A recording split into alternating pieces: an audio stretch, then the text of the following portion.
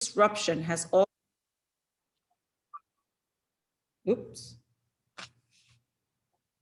This disruption has also brought to light deep fundamental flaws that have existed since long before the current crisis. These failures in our systems have created opportunity gaps for our most vulnerable students, students of color, multilingual learners, differently able students, and economically disadvantaged students, and have only widened during the pandemic.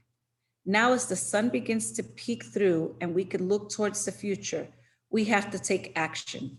If we ignore these structural issues and rebuild our education system exactly as it was, more and more students will fall through the cracks. We must seize this opportunity to mend what's broken and to build something new. A Rhode Island that provides every student a high quality education and a fair chance at success.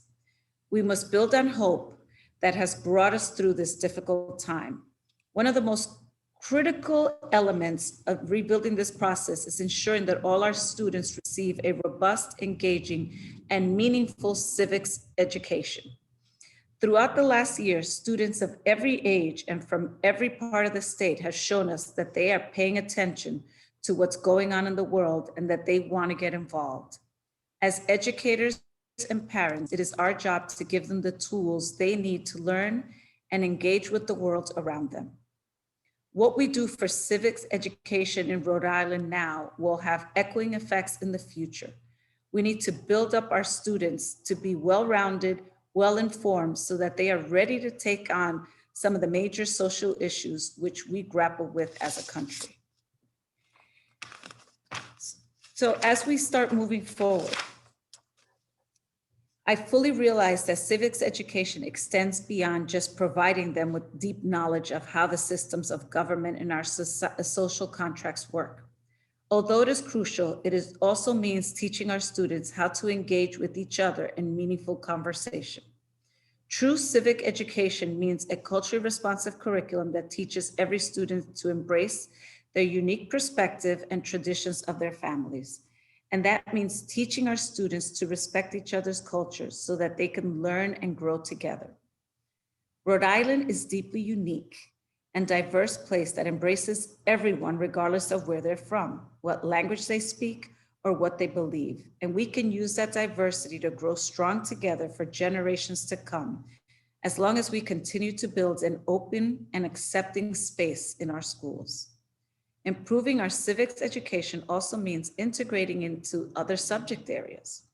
One of Rhode Island's accomplishments this past year that I'm most proud of is our Two Codes partnership between RIDE and College Board to integrate computer science with civics American government. This partnership includes 9 high schools to increase students' access to college-level AP, US government and politics, and AP computer science principles courses across the state. We want to keep looking for new ways to bring civics education into the classroom and help build a generation of informed, engaged students. And that starts with you. Your work as voters, as active citizens, are helping to encourage our young people to make sure their own voices are heard in government. And of course, the amazing teachers we are here to honor tonight are stoking the fire and helping the students hone their skills so that they can go further and farther than our generation has gone. We intended RIDE to make civics education a priority. And I want to thank each and every one of you for everything that you've done for our students and do for our state. I'm very proud to be here with you tonight, and congratulations for your amazing work and recognition today. Thank you, Commissioner. We really appreciate your inspiring remarks.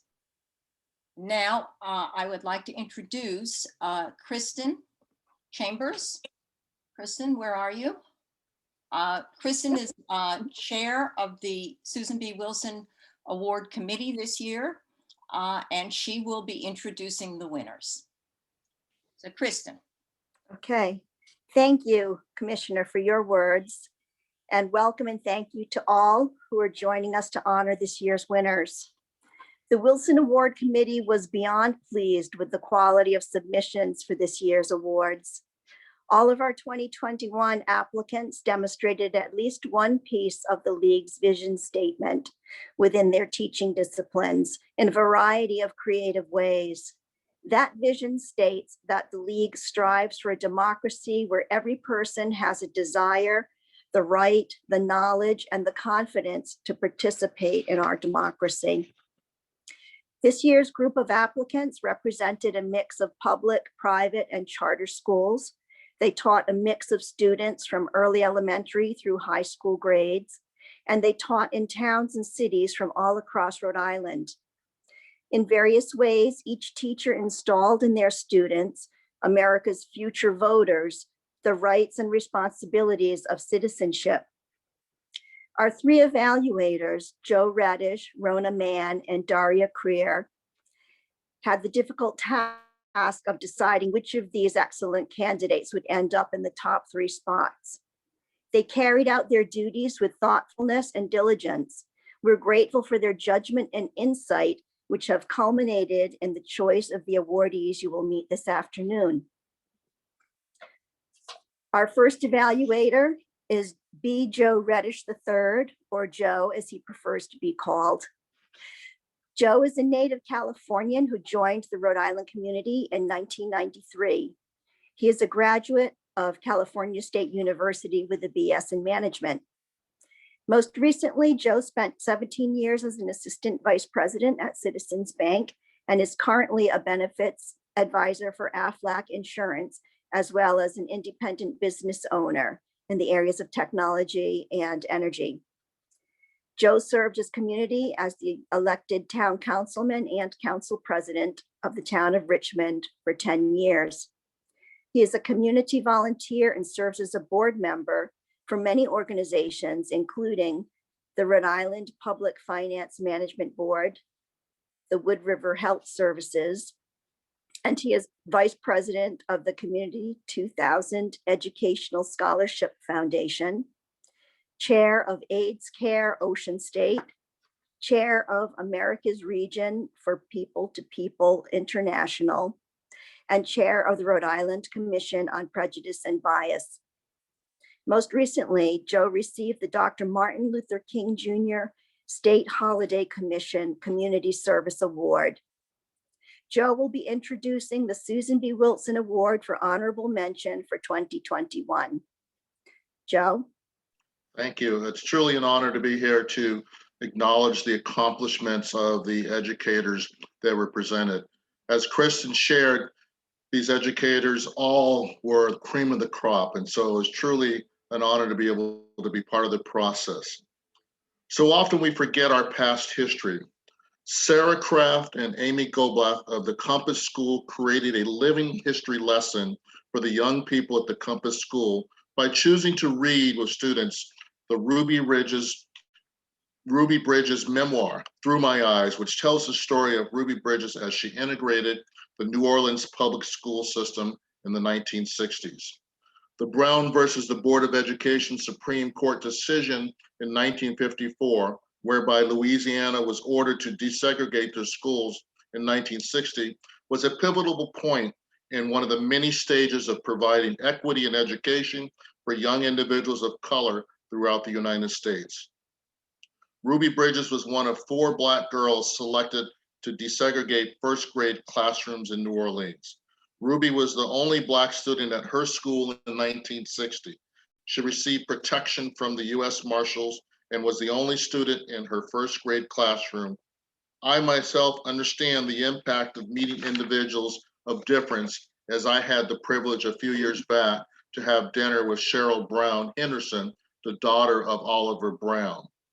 In addition, during my initial elementary school experience, I was one of 3 Black students in all-white school, and then attended the first integrated elementary in my local town, Dr. Martin Luther King Jr. School. Ms. Kraft and Ms. Goblath truly inspired their students, which I note by reflection for one of the students who shared with them, that Ruby Bridges is a historical figure that we actually have an opportunity to meet, and that this is a once-in-a-lifetime opportunity. Then that student said rather quietly, without Ruby Bridges, this this wouldn't be happening, and gestured from himself to a white student sitting next to him. Creating a program that allows young people to learn through living history directly from the history-making individuals, such as these two educators, Ms. Kraft and Ms. Goldblatt, truly has provided a unique and impactful learning experience. So I'd like to say congratulations on the honorable mention award to the two of you. Your work is inspiring and truly creates a pebble in the pond for these young people to take forward in making a difference in others' lives. Thank you and congratulations. Thank you so much, Joe, for your introduction, and thank you to the League of Women Voters for this incredible honor. Sarah and I are so humbled and grateful to be recognized for our work, but more importantly, the incredible work of our students. We want to recognize that this project would not have been possible without the support of our amazing teacher's assistant, Mr. Ian McCoy, and our special education teaching partner, Ms. Courtney Sangiovanni. We also want to thank our parent group, the co-op, who helped to provide funding for our virtual visit with Ms. Ruby. We also want to thank our director, Ms. Brandy Lepiski, for nominating us, for her endless support of our ideas, no matter how ambitious they may seem. Lastly, I would like to thank Ms. Sarah Kraft for supporting me through my first year of teaching at the Compass School, and for helping to bring our ideas to a reality. I am so unbelievably proud to be a part of this team. This year has been one of the most unusual years, and to be recognized with this award is truly an honor. Now I'd like to pass it off to Sarah, who'd like to talk a little bit more about our project. Thank you. Can you hear me? Okay. I am so grateful for Amy, who came to me with this idea where we're like, could we even make it happen? And then we did. Teaching our students about Ruby Bridges and then having the opportunity for them to speak with her has had a profound impact on our students. As Joe mentioned, during the project, my class was discussing how meeting Ruby Bridges would impact them. And Josh, one of our students of color, said rather quietly, without Ruby Bridges, this wouldn't be happening, gesturing between himself and the white student sitting next to him. In that moment, Josh recognized and helped his classmates recognize that their integrated education did not happen by accident, and it was not something to be taken for granted. Josh's connection between Ruby's story and our own students' ability to attend an integrated school illustrates the importance of intentionally teaching our students civics, celebrating the diversity of our communities, and challenging our students to think about the world beyond their own perspective. Throughout the project, our students generated thought-provoking and challenging questions, which fueled intense and often passionate conversations. When our students learned that Ruby Bridges was alive, Vivian asked, well, if Ruby Bridges is still alive, does that mean that people who protested her going to school are still alive? For many students, realizing that people who protested school integration were still alive served as a light bulb moment of connection between what feels like to them ancient history and the racism they witness in current events. Well, Vivian's question had a clear answer. Many times students expressed frustration because their questions did not have clear answers. When Kira asked, why are some people still racist? It prompted Addie to wonder, where did racism even come from? Well, we weren't expecting these questions from 3rd and 4th grade students. As a class, we attempted to tackle them. Students returned to these questions throughout our study of Ruby Bridges and the civil rights movement and found that they did not have complete or satisfactory answers. Compelled by Ruby's story, their opportunity to speak with her, and their unanswered questions, our students set to work. Some of our students worked on a newspaper to share with others what they had learned about Ruby Bridges and the civil rights movement. Other students worked on a presentation to our school council, which is like our school board. In their presentation, our students asked the council to include a goal in our strategic plan for all students at our school, kindergarten through 8th grade, to learn about diversity and inequality. Our students explained it best when explaining to the council why learning about inequality and discrimination is important. So I will leave you with their words. It is important for students to realize that this history is recent and many people who experienced it are still alive. This history continues to this day, and we cannot understand current events without understanding the history. We need to learn about these issues so we can work to prevent them from continuing. If we know, we are one step closer to change. Thank you. Thank you, Sarah and Amy. That was wonderful. We congratulate you. Our next evaluator, if you are a resident of South County and the Westerly area in particular, you know the name of Rona Mann. Rona, a graduate of Syracuse University with a BS in theater and an MS in communications, has spent a career in advertising, marketing, and broadcasting. She is the author of 4 books, including I Never Knew the Knife Man's Name, a selection of memories from her one-woman show of the same title. Rona has written for the Westerly Sun for 19 years, including a popular weekly Sunday column, In My Own Shoes, and writes for 2 other newspapers in Connecticut and Newport. She has been a feature writer for Inc. magazine for 14 years and has been copy editor and writer for 518 Profile magazine in New York since its inception.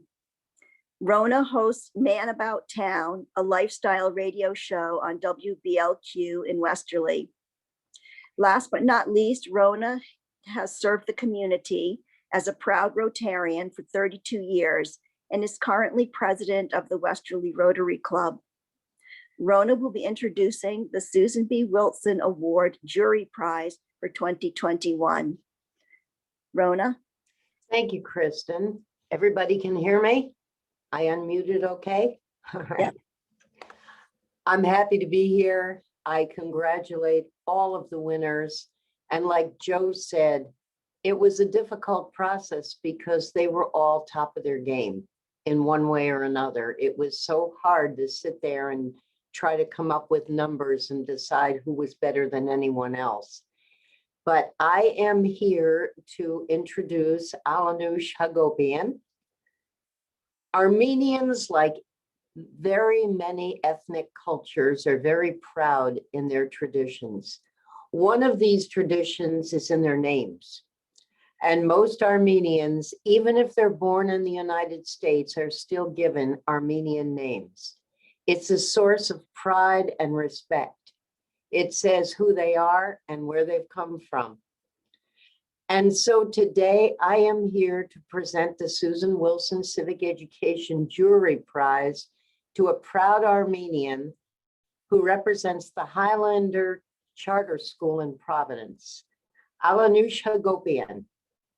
Translated from the Armenian, Alanush means sweet white wave. And although we have never met, it's her actions as an educator that personify a wave. Waves are relentless. They keep on coming. And even if from time to time they ebb and flow, what they do endures. In this case, Alanush Hagopian was a member of AmeriCorps and therefore used to working as a solid team member, since AmeriCorps is a voluntary program sponsored by the government for the purpose of helping others and solidifying communities. Alanush brought her dedication, commitment, and the tenets that are core values of AmeriCorps to the Highlander School, working both in the classroom and in the after-school program. Shortly thereafter, she took a teaching position at Highlander's 4th grade, and from the first, she instilled in her students her passion for educational equity, social justice, and civics. Above all, she worked to make her students aware of injustice while keeping them safe. She taught her students to think for themselves and thus become a part of the solution. However, it was not enough to keep it confined to the classroom. Alanush showed her students that they could have an impact on their local community as well. They learned to solicit money for a fundraiser that would help local organizations supporting Black Lives Matter. She taught them to research each organization to determine which ones would best address this cause. And then the students became engaged in the voting process to decide which organizations would receive the funding. But it didn't stop there. Hagopian taught her class that gratitude needs to be acknowledged. So each donor to the fundraiser was subsequently sent something either in writing, like a letter or a poem, or through original art, allowing each student to express themselves in a way they felt comfortable. And still, it didn't end there. Part of the money raised was used to purchase a picture book for each teacher to help them guide conversations about social justice year after year. Like a wave that just keeps coming, Alanush and her students left a legacy. She's aptly named and well-deserved of this coveted award, the Susan Wilson Civic Education Jury Prize. Hello, everyone. Thank you, Rona, for that incredible introduction. I would like to first start off by thanking Jeannie DeAgostino, who is the development director at Highlander Charter School and the one who nominated me for this award. It goes without saying that it feels amazing for someone to notice the work you're doing in your classroom and deem it worthy enough for recognition in this amazing way. And also, most importantly, I would like to thank the League of Women Voters of Rhode Island for this incredible opportunity. The work you do to uphold our democracy is inspiring, and I truly feel honored to be recognized by you today. Similar to the League of Women Voters of Rhode Island's mission and goals, I too believe that civics education is a crucial part of our students' curriculum and one of the key ways that we defend our democracy. From an early age, students should learn and understand the importance of their vote and what it means to be a citizen and how they can affect change in their communities and beyond. I believe this starts from having a sound understanding of the birth of our nation and following that timeline of how hard certain groups of people, people of color, women, who have fought to obtain their right to vote. This year, we've done extensive study of voting rights in my classroom and the current issues we face with voter suppression. They were completely enraptured with how our government works and the 2020 election. I had students who would go home and say, "Mom, Dad, you need to vote. You need to go to the ballot box." They would come to school and tell me these things. I've had so many little girls in my class who are aspiring to be the next Supreme Court justice or the next president of the United States than ever before. And it's truly inspiring. I am confident that these lessons and conversations that I hold in my classroom will allow my students to be informed citizens and encourage them to defend their right to vote and empower them to use their voice to enact change. Whether it is writing a petition, contacting a local government official, finding appropriate and creative ways to participate in social justice movements, like Rona had just mentioned, that we did, I try to incorporate these in my classroom year after year. And I wasn't gonna let a pandemic stop that from happening. And luckily, I work with some of the most amazing students in Rhode Island, and they're always there fighting along with me. When the tragic death happened of George Floyd and the civil unrest in our country took place, I knew that we needed to provide a safe place for my students to have these discussions and strategize how they can be part of the solution and help their local communities, because it really does start locally. And I was so proud that the entire Highlander community came together to support our students. They raised over $2,400, which was phenomenal for them. They did the research, they took a vote, and they decided to donate the money to the Nonviolence Institute and Youth in Action. The Nonviolence Institute is right down the street from us. We now are going to have those people come into our school and train our students in nonviolence. And it's just an amazing experience. It's going to be an amazing experience for us. We will also be, I think my students were able to see that they recognize that there's multiple paths to making a difference in their communities, and they can take civics action at even such a young age. For example, I also have this year students who've drafted a petition, they created a website and have been presenting to the school board that they want to change Columbus Day to Indigenous Peoples Day. They feel that Indigenous people represent their school community and they want to take on this challenge of being one of the first to recognize Indigenous people at their school. My ultimate goal every year is to empower my students to become active members in their communities and hopefully inspire them to fight for the things that they believe in and know that their voices will always matter. And I'd like to just leave with you today. Rona mentioned that my students, they created artwork, they wrote poems and wrote letters. There's one poem in particular written by a phenomenal student of mine that I would love to leave you with. She wrote, "The world needs change. That is not a surprise. We need more love and unity, less tears, pain, and cries. Our skin is different colors. We don't have the same face, but we shouldn't be judged by our looks or our race. Even though we look different, deep inside we're the same. We all share the same blood and bleed the same shade. Instead of hate, we should love and unite, stand together for equality, peace, and what's right. We cannot make a difference until racism ends. Stop discrimination, become allies and friends. Our future will be different. The kids will be free. There is more to people than the colors we see." So I hope you enjoyed that poem. Thank you very much. Thank you so much, Alanush. That was amazing and well-deserved. Congratulations. Our next evaluator is Daria Creer. Daria is a businesswoman, volunteer, yogi, a native New Yorker, and adoptive Rhode Islander. Daria received a BA degree from Hunter College and is a certified life coach through Coach Training Alliance, whose executive coaching business is steeped in more than 35 years of experience in all areas of human resources.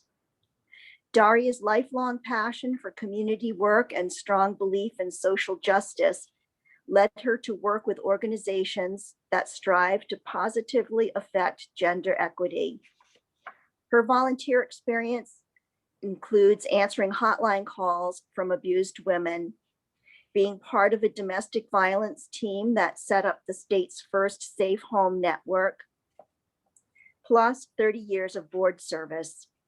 Her human resources and strategic planning experience have supported organizations including the Rhode Island Coalition Against Domestic Violence, School One, and the Urban League of Rhode Island. Most recently, Daria has served as chair of the board at the Women's Fund of Rhode Island. Daria will be introducing the Susan B. Wilson Grand Prize Award for 2021. Daria? Thank you, Kristen. And thank you to everyone. This has been an honor for me to participate in this. And as a citizen who's been troubled and frustrated about current events, I have to say that every entry that I read gave me hope. And that hope is seeped in every educator who participated, and those educators who I know who did not participate, but are also doing really, really good work out there. And as a citizen, I say thank you.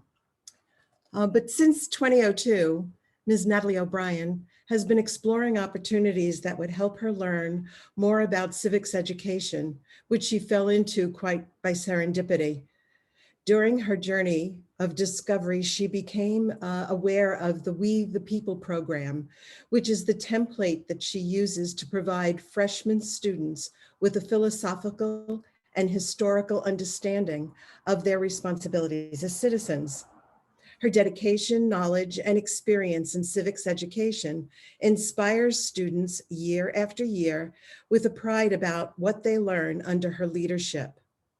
I understand that one can observe that enthusiasm and dedication to the civics education because it's printed on sweatshirts of program alumni who wear those sweatshirts in the hallways at North Smithfield High School. Collaboration between the alums and freshmen who are actually going through the coursework provides the freshmen with practical resources, experience, and expertise. It also ensures that they understand on a foundational level what they need to do to actively be involved in their local and state community and make a difference in the larger world. Guided by Ms. O'Brien, students actively participate in the work of a simulated congressional hearing, which includes doing research, to understand the issues and opposing views and discussion of all points of what they've learned, including how to respond and defend their positions with strong arguments. When I read Ms. O'Brien's contest application, I was reminded of the flight attendant's instructions at the beginning of a flight. Help yourself before you help others. Over the years, she's helped herself understand the value of participating in our democracy, and then assisted her students to participate in that experience as well. For example, Ms. O'Brien went canvassing door to door with her students during an election period. As a group, they attended and participated in town council meetings. And also, alongside her students, she testified in favor of the Civics Literacy Act at the Rhode Island State House. Ms. O'Brien takes seriously the obligation educators have to ensure that students have the tools, resources, and experience necessary to fulfill their responsibility as active citizens. Some of her students have come back to tell her about the positive impression she made on them. Some so much so that they have chosen careers that support the judiciary. This program is in its 20th year. It is my honor, and I say this with gratitude, that I introduce to you the 2021 first prize winner of the Susan Wilson Civic Education Merit Award, Ms. Natalie O'Brien. Wow, thank you so much for that introduction. I am truly honored and humbled to be here today and to be able to share some of my thoughts and experiences related to civic education. So 2020 has certainly been a crazy year. And it was during this year that we celebrated the 100th anniversary of the ratification of the 19th Amendment. My students and I love to spend time with students and talk to them and share ideas. We often wonder what makes change, like how does change happen in society? Why was it 72 years after the writing of the Declaration of Independence and then 72 years after the Seneca Falls Convention that we finally had true meaning for the words consent of the governed and that all men are created equal, or even more to a point when Elizabeth Cady Stanton said in her Declaration of Sentiment that all men and women are created equal. So I believe that Martin Luther King was right when he said that progress doesn't roll on the wheels of inevitability. We have to make change, and it is a hard journey, and we need to learn from the lessons of history. So how does change happen? Right, I mean, such an important question because this is what brings us all here today. Number one, the power of protest, right? Consider the sit-ins, the walkouts, the speeches, the marches, the parades that have really bettered our nation. It was actions like this that led to the passage of the 19th Amendment and then the Voting Rights Act in 1965, right? Because injustice anywhere is a threat to justice everywhere. And we have to be cognizant of that. Number two, the power of the ballot. Although the First Amendment provides individuals with tremendous political power and is a great catalyst for change, knowing how to vote and how to do so effectively is so important, right? Often it comes down, especially at local elections, right, that can have such a significant difference over, the lives of students and individuals. A few votes can make the difference in someone getting elected or something passing. And third, the power of education, right? what use are the tools we are provided with in this democratic society if people don't know how to use them? So I would like to personally thank the League of Women Voters for highlighting this really awe-inspiring responsibility that we have, because it can transform, as I've heard from the other award winners, right? It can transform communities and lives. So as was said in the introduction, I was first introduced to the We the People program in 2002, and it has truly changed my life and hopefully the lives of many others. After being hired in North Smithfield, I was given the grim news that I would be teaching American government my second year. I had only taken one political science class in college, and as we know about the state of Rhode Island, I took none in high school. So for the past 20 years, I have embarked on a yearly journey with my students and with great friends and colleagues who I've made through the Center for Civic Education. That is the sponsor and creator of the We the People program. Through We the People, we learn, and I mean myself as well, right? We learn about our nation's foundation. We question how well these ideals are being met. We study and examine our modern government, and we consider what part we play in that narrative. Ultimately, this program creates not only civic-minded individuals, but awareness that our goal is bigger than ourselves. After the Holocaust, Judge Learned Hand wrote, "Liberty lies in the hearts of men. When it dies there, no law, no constitution can do much to save it," right? And we are teaching this love of liberty to our students. I'm so happy that so many former students, long gone from NSHS, stay in touch with me.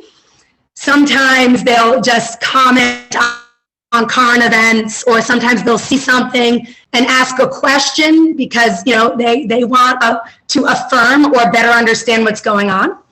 Or sometimes they just share where life has taken them, right? So that bond is great. That's a huge part of education.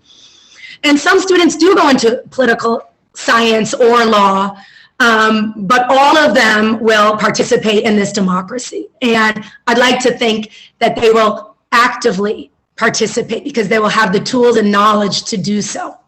I wish that every public school in Rhode Island would utilize the We the People program. I truly do. It is a real, authentic assessment. Students engage in simulated congressional hearings where they conduct research, they read the Constitution, they look at Federalist Papers, and there is no one answer to any of these questions, right? We are all finding our own way.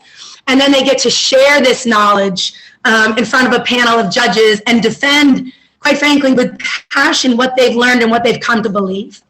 It also emphasizes civil discourse, which is truly needed in modern day America, because everyone will not agree, but we need to learn to listen to those who have different perspectives from our own. So finally, I would like to thank you all. I would like to thank my friends, my family, my colleagues, my great administrative team. You can accomplish good things when you have people who will support you in order to be able to do that. So I'd like to thank them. I'd also like to thank my students who appreciate my passion and generate new passion in me every year. And they come to class and they engage in the activities and the conversations we hold. Third, I'd like to thank some great programs and mentors.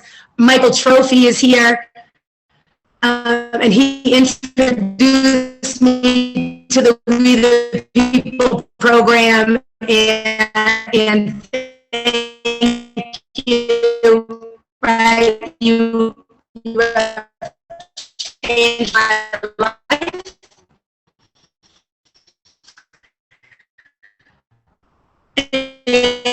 And fourth and finally, I'm in and out of it.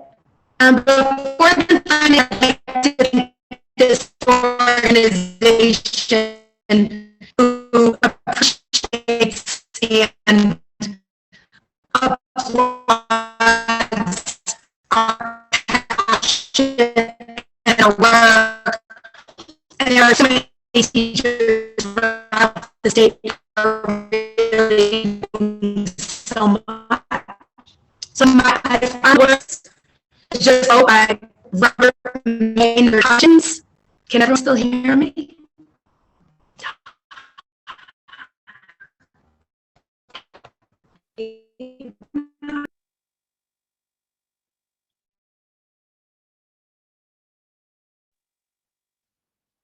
Natalie, you seem to be breaking up. I think maybe a low bandwidth.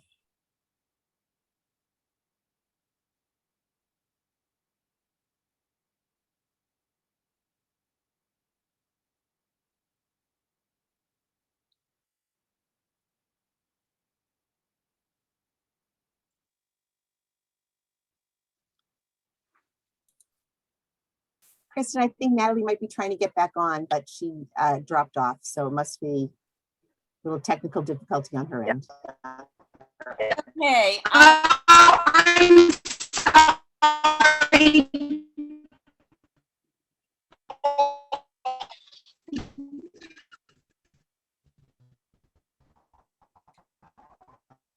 Natalie, I think we've lost you. We can't see you or hear you at this point. So why don't we end with that on a high note? And if everybody would unmute, we can give all the winners and our keynote speaker a long round of applause.